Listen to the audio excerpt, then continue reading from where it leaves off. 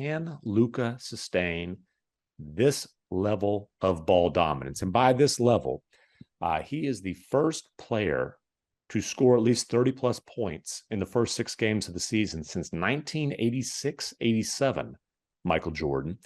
Luka, who led the league in usage rate the last 2 seasons, his usage rate, again, small sample size, but it's a career high, 40.9% usage rate. I don't think it takes a great leap of logic to connect that level of ball dominance with the fact the Mavs have had 2 absolutely massive clutch meltdowns. Did you see the stat on their meltdown against the Thunder? I did not see that. So they were up 16 with 3:57 remaining, and they lost. They blew that lead. Jay Kidd made sure to point out that he put C. Wood in there to close that during regulation, and as he says, it didn't go well on either end. I thought that was interesting. That was Jay Kidd's clear goal for that post-game press conference.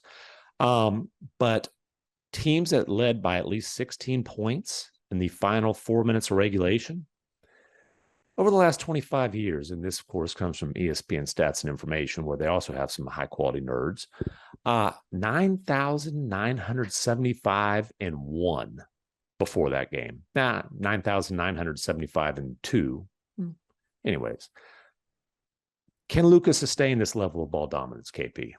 So it's interesting that you looked at it in a different way than I did. I don't know if mine was the nerdier way, but I went to the time of possession that Second Spectrum tracks that's available on NBA.com. And so he's at 10.6 minutes per game handling the ball this season. They've tracked this since 2013-14. Nobody has been over 9.5. So he's a full minute. Was that James Harden at 9.5?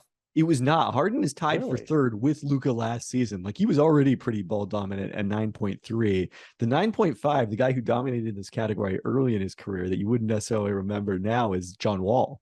Huh, that's interesting. Yeah, and especially funny that they were teammates for a hot second in Houston. That was going to be an interesting mix. Russell Westbrook also among the all-time leaders high up there.